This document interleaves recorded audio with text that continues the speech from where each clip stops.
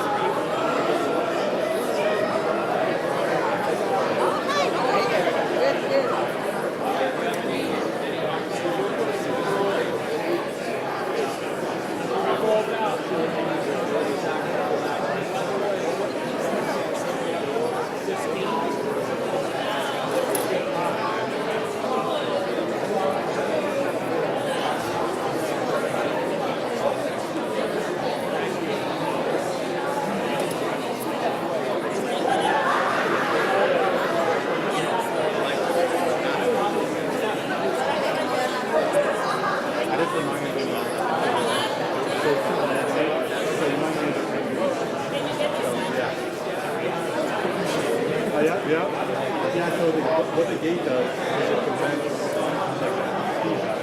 So it cuts out all noises that are base level. It cuts it out.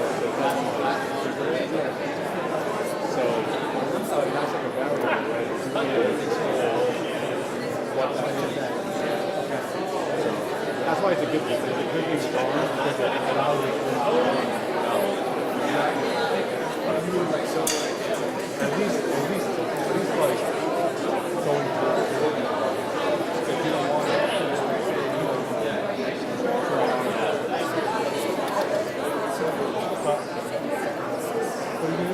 We'll get started in another minute, so if you can start making your way back to your seats, that would be great.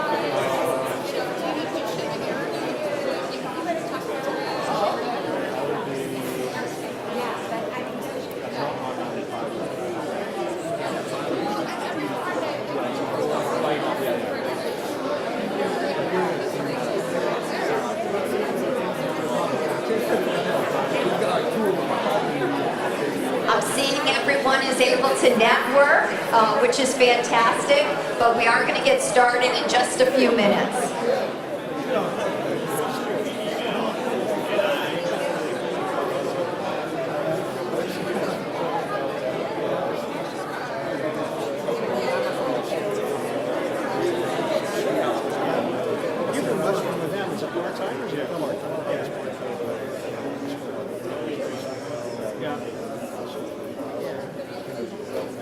So nice when I hear the quiet start to set in.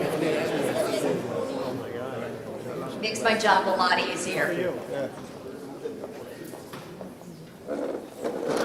Very quiet. Okay, so I think that I can welcome you all back. Thank you so much for being here. I think the morning started out on a really great note. It was interesting because as I was sitting kind of facing all of you, I watched, your body language and your facial expressions, and the two times Jim mentioned collaboration, it was kind of like everybody stood at attention. Everyone had smiles on their faces, and I thought that really is what's in this room today. It's collaboration at its finest. And Jim, thank you so much for your remarks, but for also that reminder. So our first panel discussion is on supply chain logistics in the global marketplace. And in an era of shifting trade policies, evolving consumer expectations, and unpredictable global supply chains, today's retail and logistics leaders are rewriting the playbook for import and export operations. This panel today brings together top retail brands and logistics companies for candid conversation on the real-world challenges and opportunities shaping international trade.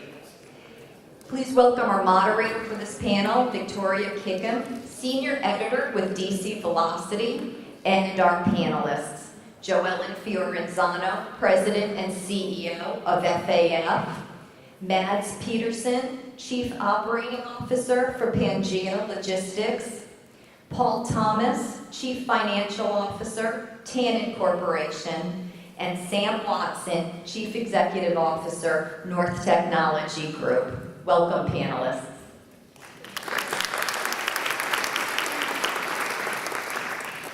Thank you. As you just heard, I'm Victoria Kickham. I'm the Senior Editor with DC Velocity magazine. We're a trade magazine that covers warehousing, transportation, and logistics.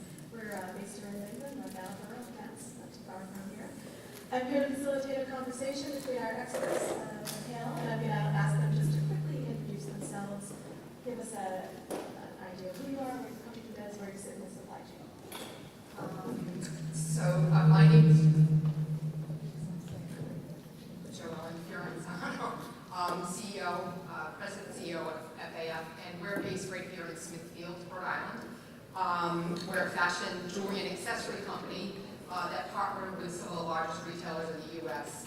We specialize in delivering end-to-end solutions, from product design to efficiently shipping large programs to thousands of stores. This is our 50th year in business. I've been fortunate to spend 45 of those years with the company in various positions through the years.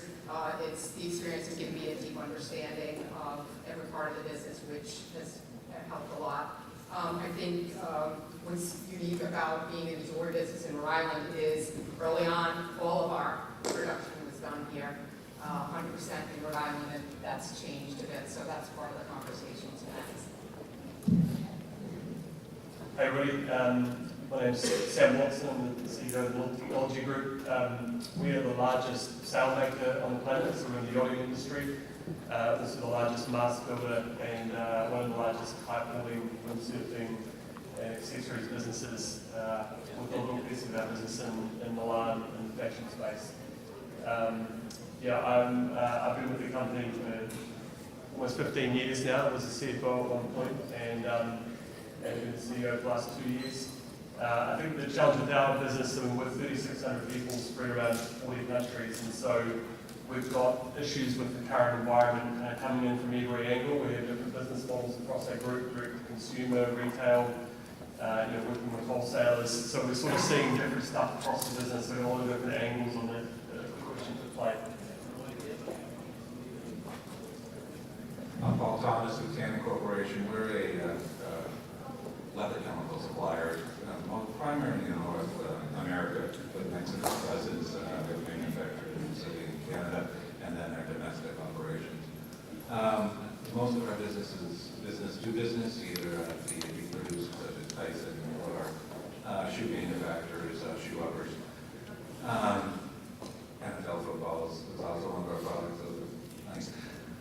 Overall, we do import a reasonable amount of product into the U.S., primarily for finished leather. And the issue, it does cause problems. If they come from India, that was fine. We've got product from Europe, that's been going up. So it's getting stability there has been difficult, and it's been difficult to the whole channel. But we continue to seek solutions, and hopefully there will be some of those issues at some point. Thank you. I'm Mads Peterson. I'm with Pangea Logistics. We are a Newport, Rhode Island headquartered ocean transportation and logistics provider. So we have a fleet of ocean-going ships that trade globally, carrying raw material and semi-finished goods around the world. We have offices here in Rhode Island, of course, Connecticut, Copenhagen, Denmark, Singapore, and Athens.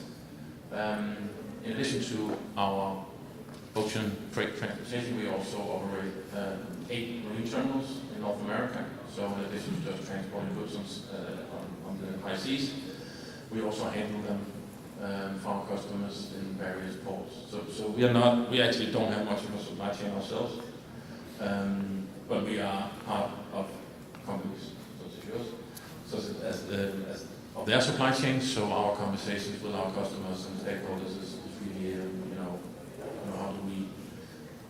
deliver the best service, the most value-added service in our part of our customers. Thank you all. So this panel obviously brings together a variety of perspectives on trade and supply chain issues. I wanted to start by asking how each of you would assess the current state of global trade and what are the biggest challenges facing your companies. And I'll start two minutes. I think, as most of the panelists have been saying, the most challenging part for our company has been the uncertainty. So predicting what's next, planning, and really having the most recent information to make the best decisions. So it's creating concern. You know, you've got a large team. You know, you need to stay positive for the team members that are working hard every day. Your vendors are concerned, they're not sure, and we don't really have the answers for them. So it's just, that's been challenging.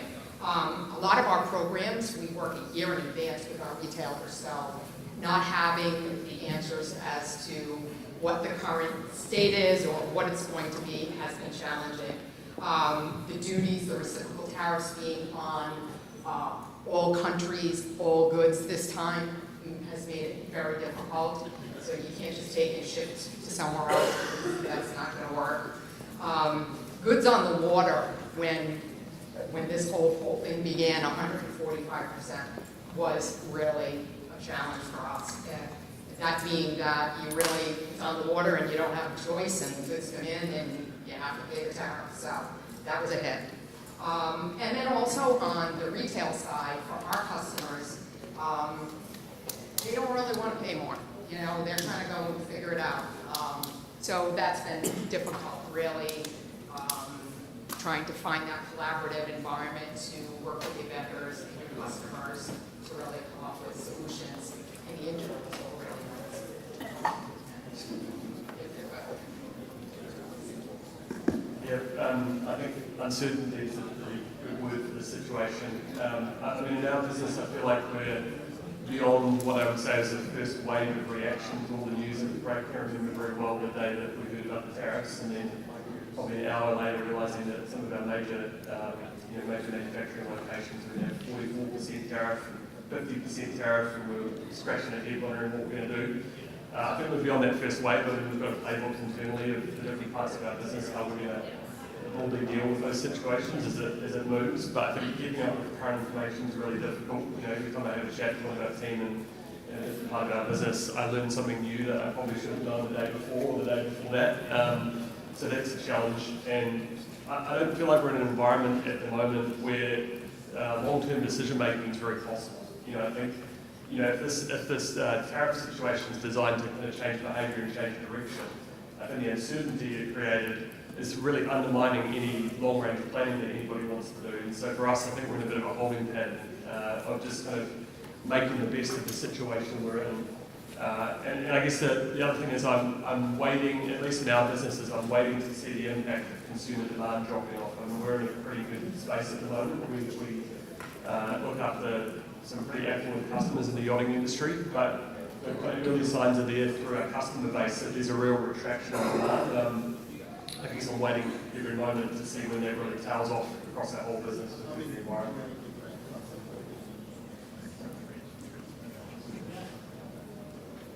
Experience the challenge that you mentioned. It's uncertainty is one word. It's the fluctuations that I mean, we had the day that they imposed the tariff in Canada and Mexico is the day of truck cross.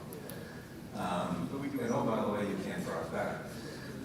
So there is uncertainty out there, and we have to adapt to it. And we will try to pass our cost on.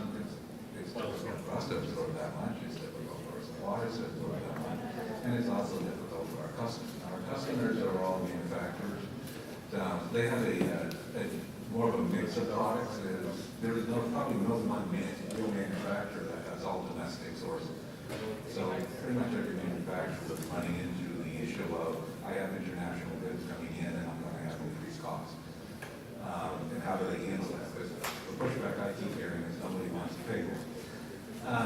So if you run into issues, at some point somebody gives the question is when. And will you outlive that? So our customers run into the issue where absorbing the tariff, then you have to fix it, or we go somewhere else. And some of these end users are international, so we're still dealing with an international market with a changing cost structure. So the alternative to that is, well, we're supposed to create jobs, so the alternative to that is to look how you reduce your structure. The only major cost item is pass material in most places is labor. So the next point coming out will be how do you adjust your cost structure to absorb some of this cost as well as pass on some of this cost. So these are the challenges we're facing and trying to manage while dealing with the fluctuating non-consistency. In business, you like things to go steady. It's just been a roller coaster. So you try to adapt and try to pass on as much as you can, absorb some of it, but we continue. Thanks. So for us, we're not directly exposed to tariffs, but of course our customers are. And what we saw in the early part of the year is that negotiations between, you know, suppliers and end users or receivers, which we had, you know, sort of been party to for many years, suddenly got very complicated. Not because they didn't need the material or there was a concern about the demand side, so they're how do we price this, right? And so the first 3-4 months of the year, I think we're really tough from that perspective. It has, I think, found a level now where most of the commodities that we carry, which are really base, you know, the most basic stuff you need for infrastructure, for steel making, for, you know, aluminium production. These are things that are vital for the country, for national security reasons, but also just simply for the growth and the infrastructure spending that we're still seeing. I think when everyone is in a better place now, I think there's a little bit more certainty. And whether we are in a better place, or we just feel we're in a better place, I'm not sure. You know, we also, I think, at least in our industry, you know, we are a global company. Not everything we do, you know, relates to the U.S. So we luckily have a couple of other things to you know, to keep busy with, but you know, North America is a key focus of ours, and we have a large part of our business here. And I think that what really concerns me now is, as Sam mentioned, that we haven't seen the long-term implications of what this really means. We haven't seen a demand issue yet. And you know, I think a lot of people say that will come, some people say won't come, but I think that is maybe the longer-term consequences of coming after this short-term disruption that, from my perspective, it seems to be somewhat manageable. I'm way more worried about that, what will happen in 6, 12, 18 months from now. Thank you, and we'll get into that as well. So uncertainty is a common theme here. I was going to ask you how the fluctuating tariff situation is affecting your business. You all pretty much encapsulated that. I wonder if you could talk a little bit about how this time differs from the first Trump administration tariffs. Obviously, they are the chain, affecting more countries, that kind of thing. But maybe there are lessons learned from them that you can apply now, or could you just kind of assess the difference, I guess? Oh, I'm sorry. Yes, start with Joanne. Sorry. Yeah. So for us, some of the biggest differences this time versus the first is we had a bit more time to plan the last time, and with that came the opportunity to look at different costs and different models, and actually the retailers, you know, had the time to work on solutions and programs to really help suppliers. This time, yeah, not. So most of that just fell onto us. Again, the first time the increases, they were there and it was challenging, but this time 145%, I don't know how you deal with that. So the substantial increases have been difficult to figure out. The broad impact of the goods and the countries, and then also the timing of when the duty is applied to the goods. So duties set based on when goods leave Asia, not when entering the U.S. So when the goods leave Asia, the duty is applied. Duties hit, like a tariff hits, we don't have any option to change modes or whatever. There's just no option. So when those things hit here, it was pretty substantial. So, and it really is, from our point of view, when our customers are kind of just looking at us, asking us what to do next. It takes a lot of time for your team to spend putting together different models and options and solutions for the retailers.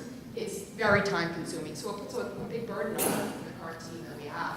We also have their day job, and now they have this whole thing called tariffs that we have to spend a lot of time on. So those have been some challenges for us.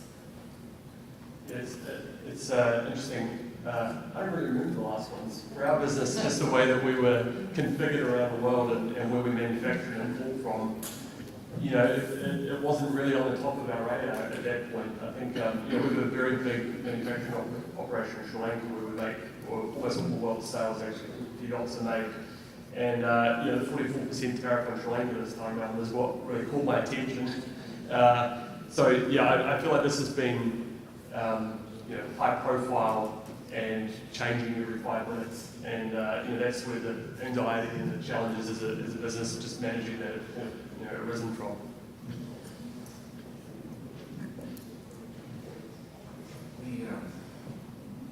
With any government policies, there's always winners and losers.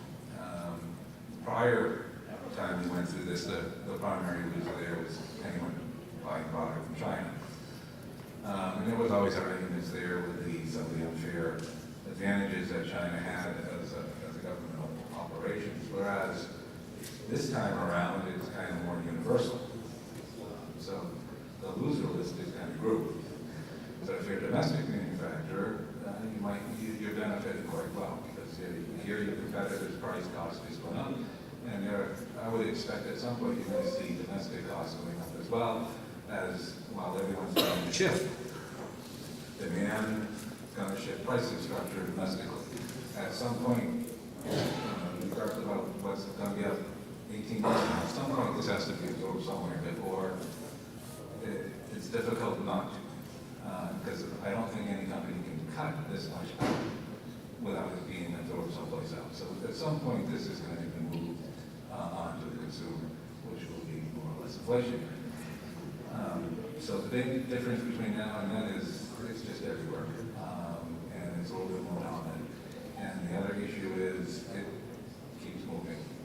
If you get some stability, you can usually play around it, but it's out to change next month. So how do you build your business model around something that changes next month? You build it around dealing with what's in front of you and trying to take advantage of everything you can. Yeah, I think just to echo on that, I mean, it seemed, further you were saying, it seemed like ages ago. But actually, it was right. But what I do recall is that it seemed to be a bit more targeted than at dealing with some of China's unfair policies in terms of competition, whereas now it's sort of like more like a blanket, sort of across everybody. And I think an unintended consequence of this is that world trade, like that will flow. Like these, we're not carrying, in our ships at least, we're not carrying things that are not needed. Carrying things for someone to put in a warehouse for 12 months and then figure out what to do with it. This is all raw materials that is needed somewhere where it's not present. And so iron ore we carry from Canada to China, and these things are. It will find a way to move, but what all these hindrances, because that's what it is. What it means is that the world trade will become less efficient, and that will simply drive the cost. So what I fear is that by coming up with all these tariffs, the people that or the countries that you're trying to hurt, you will not hurting, you're hurting yourself in that process because you get all of the inflationary pressure, but not so much of the actual connection of these tariffs, right? And but I think that's a philosophical, question. I think in terms of how economists view that. But that's where I see that like the rest of the world will find ways to, absorb some of the challenges that is faced by American policies. Thank you. Yeah, so a couple of you have mentioned the idea of changing behavior with these tariffs. And a key point that I seem to remember back when all this came into being is to return manufacturing to the United States. So I'm wondering how practically that can be done from your perspective and what you're seeing, and maybe even some other behavior changes that you've seen that are starting to happen. Answering that, Yeah, sure, no, of course. So manufacturing in our industry is simply shipbuilding, building the huge vessels that carry all these commodities around the world. And America and the US have a pretty small shipbuilding business, and the cost of building a vessel here is 4 or 5 times higher than in Korea or China. So I think the US government is doing some good things actually about bringing shipbuilding back to the US. They're working with some South Korean shipyards in terms of taking investment and know-how from those countries, because the US really also to a large extent outside construction vessels for the Navy. But it's a big bridge to get, and and again, the American consumer unfortunately pays the price, right? Because if you want to move stuff between 2 US ports, you have to carry it on a US road ship. So that means that you have inefficient transport patterns, you have inefficient solutions.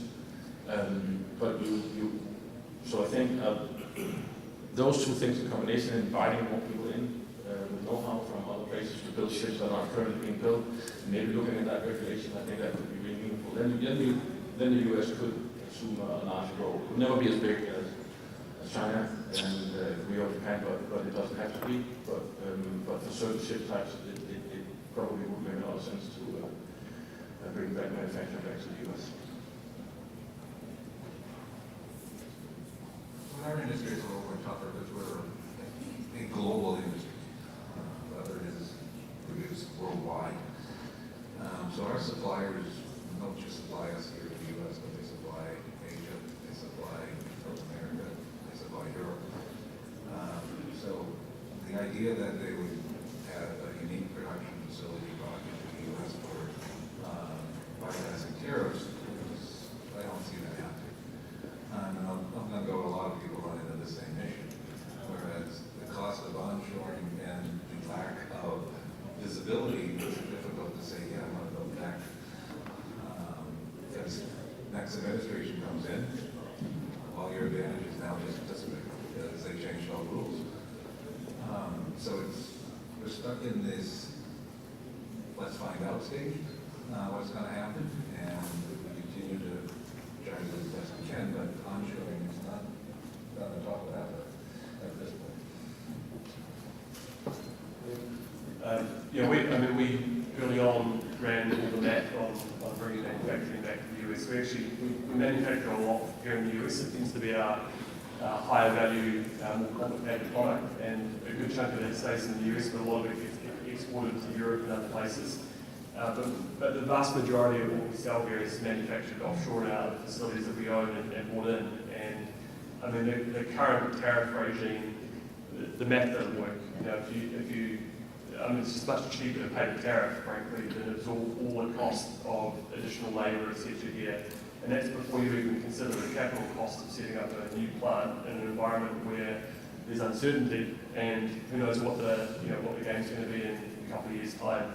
So I don't think that this recipe, as sort of put together, is going to really achieve that goal. I'm supportive of trying to build manufacturing here in the States. I can see from my travels around the world and looking at the plants. I mean, the US is missing out on something where they don't have these skills in place. The level of capability we've got now at plants around the world is impressive, and they continue to get further ahead. They're developing technologies for manufacturing in these sites, and I think long term it's a bad route to be on where you don't have this capability in country.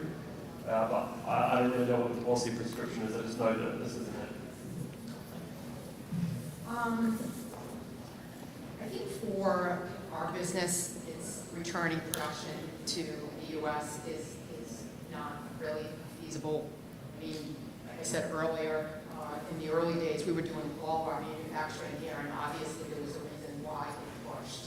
And for our customers, it's cost.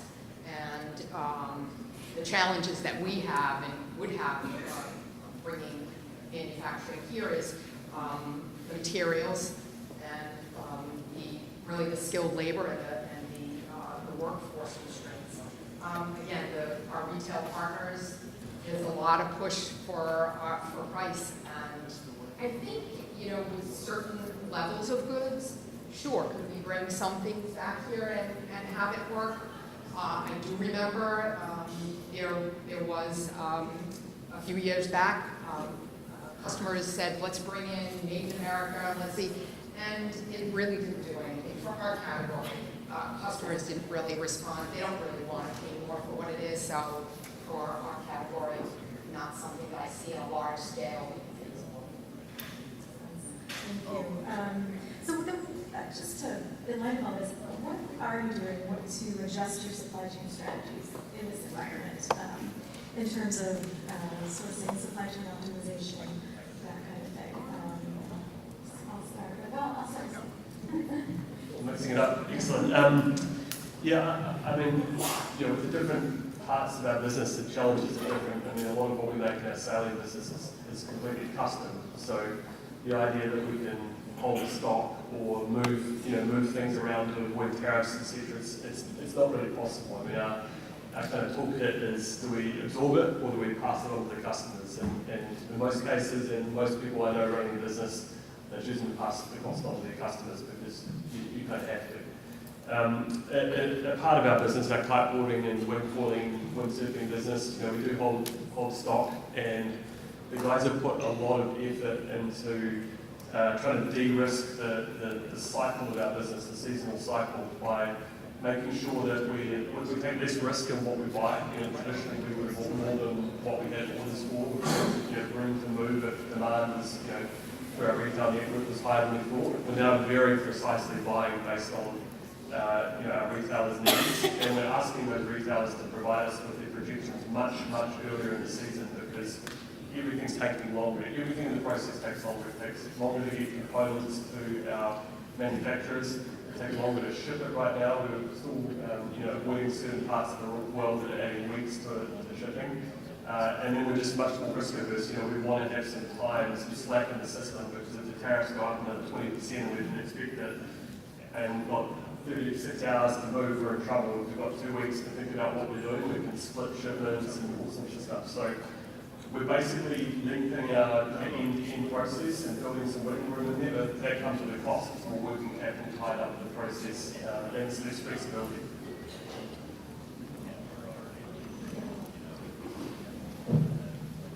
Prior to this, I mean, we saw a little bit of this coming, so you like our inventory turn slip a little bit. And now we're back into trying to increase those inventory turns as nothing is stuck off the table, which is products that have tariff on them. So we continue to look at how we can get how we can be custom demand better. This key is talking about opportunity and change. So we're looking at how we can communicate better with our customers to find out their needs better, so we don't stock things unnecessarily, that we can meet their order patterns better. But they're also running into the same problem where their demand keeps fluctuating and changing, so it's difficult trying to get your inventories back down without being caught short. You do everything you can to meet that area, and we'll continue to work on that in terms of it. And hopefully, at some point, this either it readjusts itself or becomes a permanent thing, and better understanding and supply chain. Thank you. And I wonder if you could talk about how you're helping the customers Sure. optimize their supply chains. Yeah, so that was a very good point that Paul brought up in terms of there's some opportunities here, right? Because a lot of our new projects is with our customers who are not necessarily tariff related, but probably sort of COVID, you know, effect is that they're looking at their supply chain and see that, all right, I can't have one source of supply, I can't have one point of entry. I need different avenues to secure my delivery of the raw material. And I think we see those opportunities where we can, you know, work with those customers to find out the standard, where are the pain points, and then come up with different alternatives. Right? So that's how I see it. It's really after a very long period of transparency and relative calm, you know, no one can be, at least from our customers, the biggest one of them, you know, they need to have several options.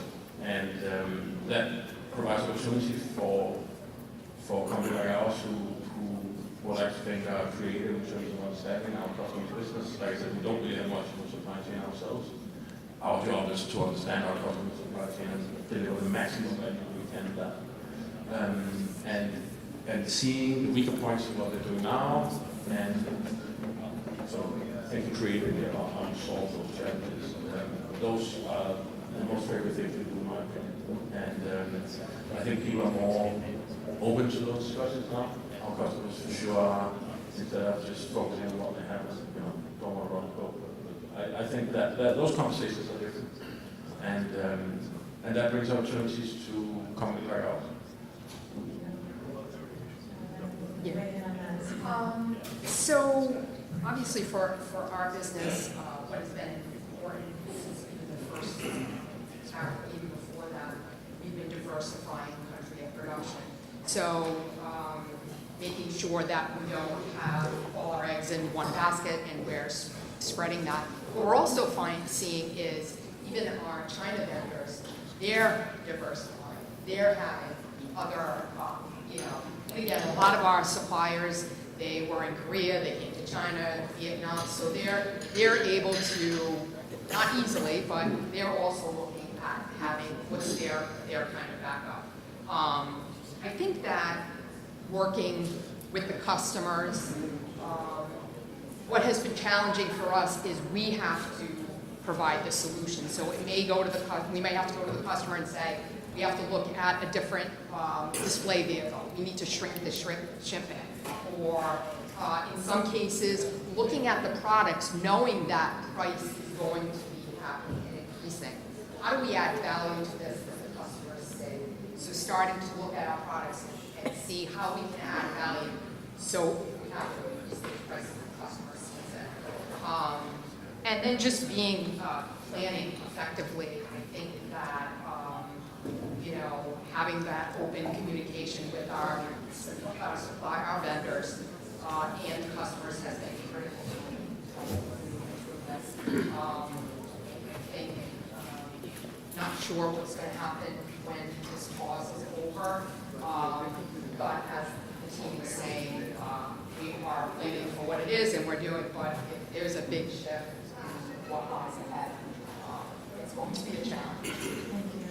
I wanted to ask you about inventory strategies, and it makes no sense, I think, to go to you on this one as well. Are you looking to build up inventories to have a buffer, to give you time to adjust when things change? Have you done that already? Yeah. How is that shaping out? So that was definitely something, as we saw this shift happening, obviously we own goods here, we ship items to our customers every week. So we came together and we said, how can we safely, not over inventory ourselves, but make sure that for those things that we're shipping all the time, that we're gonna, now that we're in this hold and we know what it is, let's start to bring more goods in. So we did do that, but a change that we made a while back is we spend a lot of time, our team, forecasting and analyzing.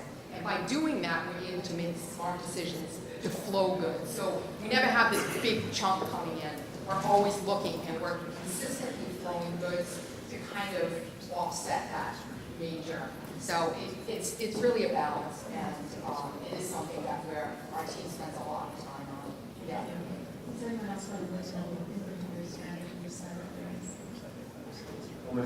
I mean, a lot of our activity is the tariffs coming in, we see the 10% kicking in the step up.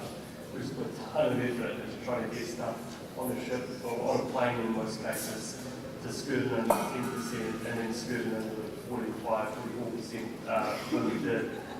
For our business, we're now just dealing with the tariff that comes basically because we either have custom product that we need to fulfill, so there's no way for us to hold any real stock here. We have very seasonal product, and we basically, for our part of the business, we're able to bring out inventory and basically last a year and deliver to suppliers, but without coming on the next wave. And now when the tariffs coming on the next wave, so totally possible as well. There's many options done there.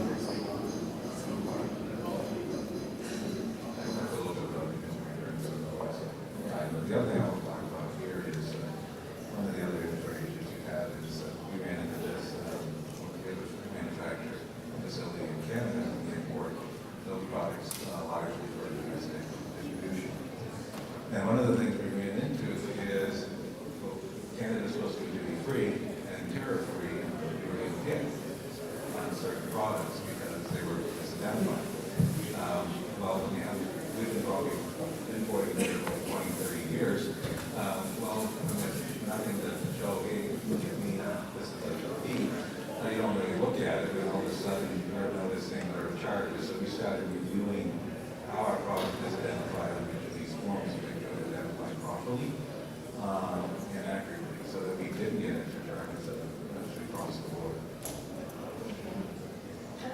Yeah, I mean, I think we had some of those conversations with our customers as well, right?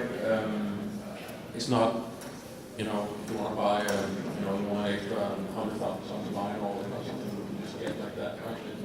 It's typically planned in the mine and everything. So the fluctuations are not as strong in those kind of markets. But I think everyone was simply just standing back. I don't think we saw anyone sort of actually take the steps to increase, you know, the supplies of those kind of materials. It's not something that we can see in the data. I think we had a surge of imports from on the raw material side of the US. Thank you. We do want to open it up to the audience for questions, but I'll ask one more and you guys will want to talk about that. One thing that you all talked about, obviously the challenges, the uncertainty. Can you just talk about your team, sort of internally? How do you build a resilient team? I think that word is sort of resilience. You know, what do you do to sort of, to your point, like, keep the staff going, you know, dealing with all these challenges, excuse me. Who wants to take that first? I mean, I can start. I don't think you can. The way I view that is that resiliency is the result of everything you do. I don't think that we think of, you know, we have to be resilient as a. Of course, it's a goal, but you can't not have that as a goal. I don't think anyone will say I don't need a resilience. So how do you get that? And I think when I look back at what we went through COVID and what's going on now. It really is the result of your culture in the company. And you know, when I think about our core values, right, or safety, can't operate safely if our people don't leave work in the same condition they arrived in, right? That's if we don't get that right, it doesn't have nothing. So we have to take care of that. And when you know, we want to foster trust in the organization and that curiosity as well. And I think when we deliver, for instance, on all three, the result is a resilient organization. Because people feel that, all right, this company thinks of me, this company takes care of me. So yeah, I'm gonna bring my curiosity to say, well, this is what you need when you have all these great disruption having the, new creative solutions to problems. So I think for me, resiliency is the result of delivering on all those other things. So yeah.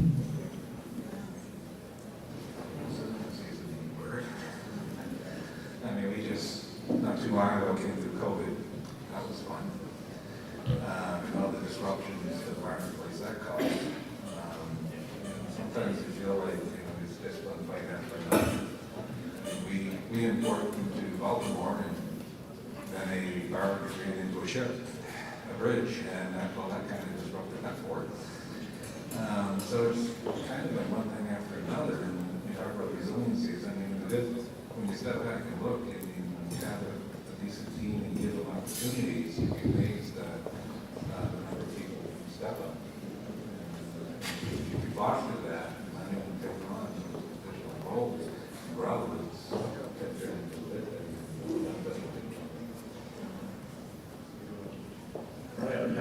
I would just add that I think if there's maybe the only good thing that came out of COVID was the team culture and how to step up and respond to the crisis. And I think ever since then, I mean, everything that's come our way close to that has sort of seemed easy, frankly. I mean, we get called it on tariffs that falling out of the sky. So, okay, well, we'll just do what we know how to do, which is, get everybody internationally on the right group of people on a call, talk about what we know, share news on the updates. I mean, I think that the rhythm and the relationships, not just with the kind of senior leadership team in our business, but all through our business, those pathways are really solid after COVID. And so, I mean, frankly, I didn't find this piece very stressful at all. It's just, we're going to do the work, we're going to do it together. I would have to agree. I think we learned a lot during COVID, and I think it was learning how resilient the team was. So I think, like you said, having a culture, which has always been a priority to me, that really is problem solving, that they say, okay, what's the challenge? That leadership is supporting in the game. They're doing it with you. Is really critical. The team has to feel safe, supported, trust. They have to have trust. So I think Yeah, I think as the group said that, really, where we are now is a result of getting through some of the previous challenges that has really built resilience in our lab. Yeah, that's been a common theme in our coverage at magazine as well. I'd love to open it up to the audience because your questions are probably even more pointed. We've got one right down here. I know that the administration goal is to have impact in the U.S. We talk about the cost that's happening now. Is Charlotte the last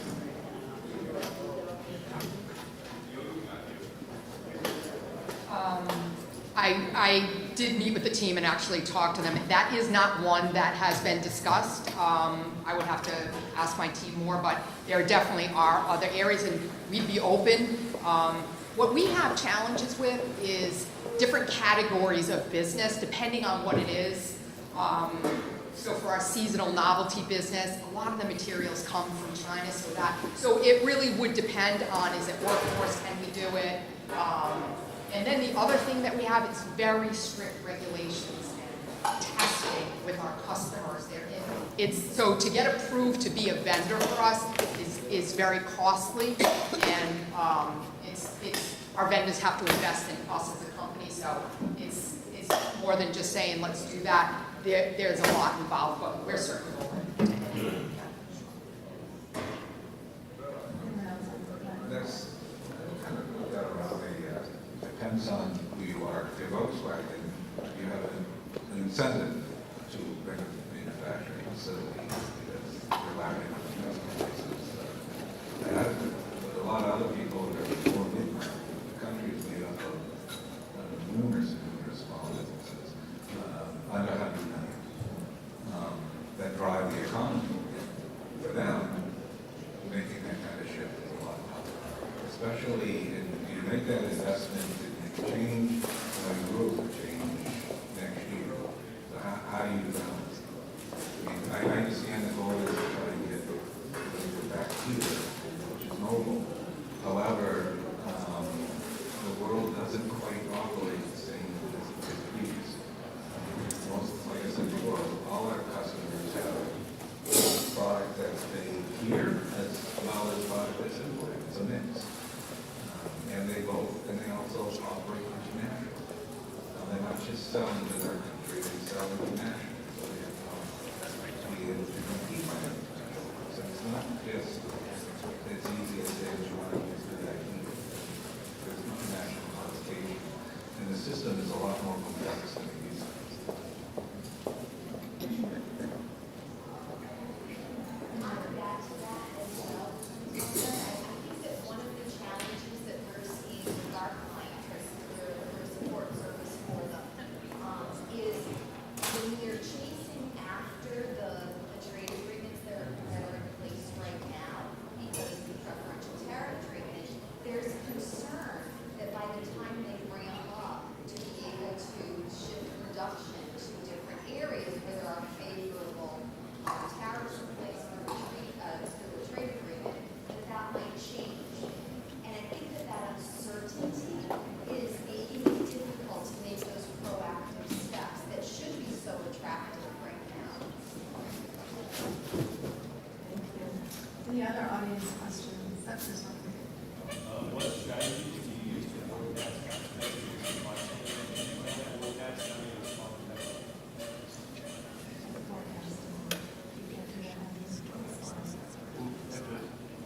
Pick that up.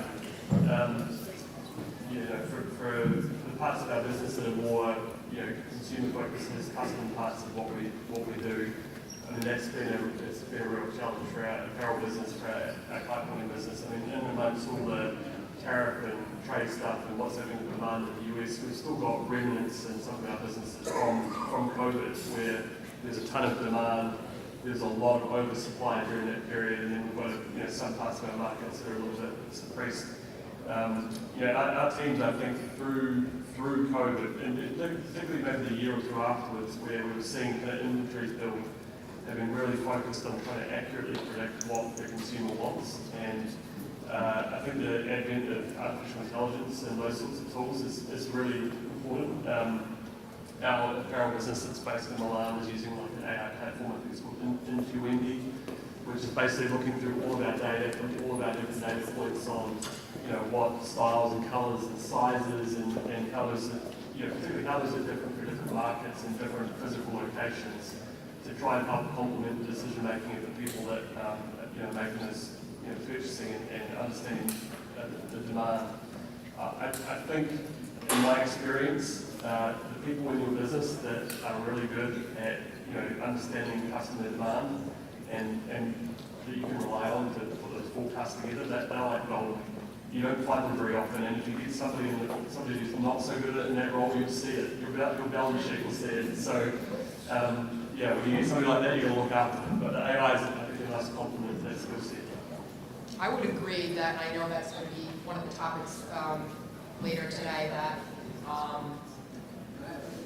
having people on your team, Power BI, if they're looking at the information and really digesting it to really make sure that you are planning properly. So how can AI, be used in your business to. So we're looking at all of those things. You're absolutely right. Having someone good on the team who really knows how to look through those numbers. What we're excited about with the Power BI and how AI is that really some of those really time-consuming functions that take so long can be so tightened up by using these tools, which we're really excited about, because then your experienced team can really spend time on driving business and value-added things versus tasks. So I think it's exciting. Well, the thing about AI is it's interesting. I kind of compare it to organics. When the rules came out, they were very specific. But now all of a sudden, everybody has AI. AI is kind of similar to that. Everybody has AI. Now, the hard part is figuring out which one does and which one just saying. The challenge here is understanding your provider and if they're actually utilizing these technologies and how they can. I mean, there is a huge potential there. How it's going there's a lot of unknown on how that's going to work, and it's moving fast. So, getting your right supplier or provider, or system provider, to utilize that is a key. And then having people in-house that can implement it is also.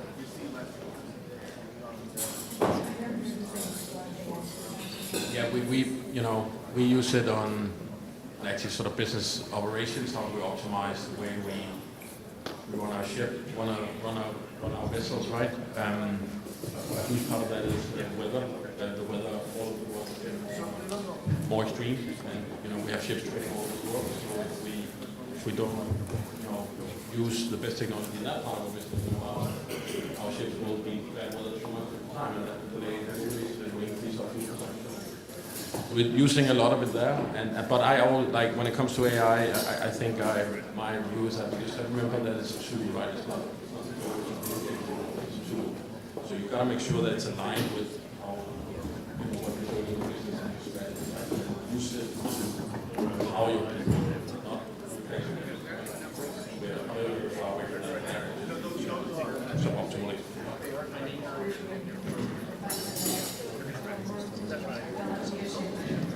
We need to wrap it up. I think we're close. Okay, maybe there's one more question we can tackle. There's one more and then Can I stand up? yeah, sure.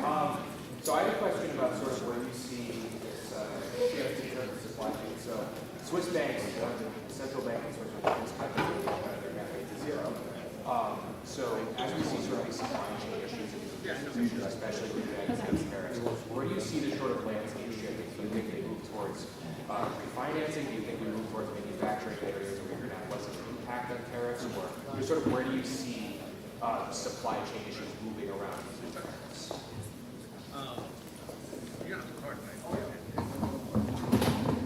Yeah, that's a very good question. And I actually don't really see it moving a whole lot, not in our business at least.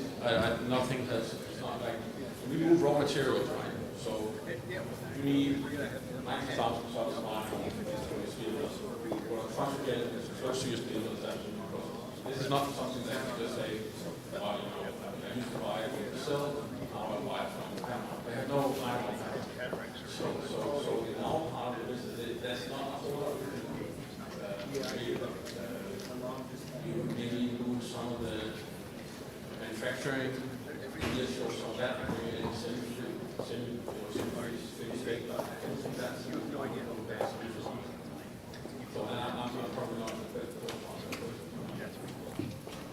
No, that's pretty much the same. I mean, our providers, they've invested in plants, and as I mentioned before, they're international players. So I don't see them investing in the U.S. just to satisfy this market. They'll find a way, I don't know if they'll find a way to reduce their into this market, or you'll begin to see different shifts. As I mentioned before, there's always winners and losers. I mean, there will be people that benefit from share in the country, and there will be businesses that don't. And our part is trying to understand if my channel fits into the don't column. We've already had them in the winning column, but it does not make it, I do not see that kind of source of change and moving. Yeah, I agree as well, actually. I don't think the kind of policy set at the moment is really going to have a fundamental difference on these decisions, because the math doesn't work. The math doesn't really change the dynamics. If you're selling something for $100 and you're reporting it for $25 or $50, whatever the math is, the tariff needs to go up a lot before you move the dial on the cost advantage that much of the AMS has in other parts of the world. It just doesn't, the math doesn't work. I think if we saw some more targeted tariffs against particular countries, you'll see people being trying to remove stuff to Thailand or other parts of the world, and that's very, very likely. And I think that was kind of what was actually happening before the current set, was that we were sucking supply away from China and putting it into other parts of Asia and other parts of the world. But to get it back to the US, man, you've got to really ramp those numbers up, and we're not anywhere close to that. I would agree with everything that's said. I think that during the last time, we've definitely made a shift. And even when you find, I want to say this, maybe a backdoorable way, or maybe we can move this, they figure it out, you get tariff there too. So they're looking at everything. And when you're seeing, like, maybe you can go to a different country, they're catching us. And so to bring things to manufacturing back here for our business, I don't think so. Can we diversify more? Yes. I think for us, we'll just be looking at our business model saying, how can we continue to be in these businesses and be successful? Can I just add as well that I think the recent changes, if the previous mission was to move manufacturing away from China and other parts of the world, I think a lot of us in business have been kind of punished for all those efforts in reality. We did all the work to kind of move things to other places, and then Sri Lanka, 44%, Malaysia, whatever that is, 45%, all the last 5-10 years of effort, it's not been that well rewarded at the moment. So.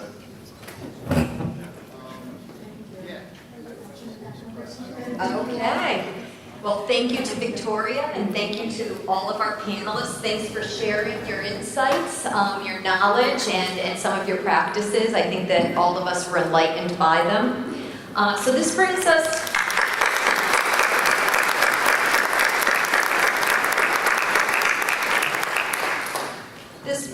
to our first break before we dive into the rest of the program. And this team and Jim had really set us up for our next panel, which is on AI. So take some time to stretch your legs. We've got about 25 minutes. Take a walk around the perimeter here, see our exhibitors, get something to eat and drink, network, and we'll see you back here at 11:30 prompt.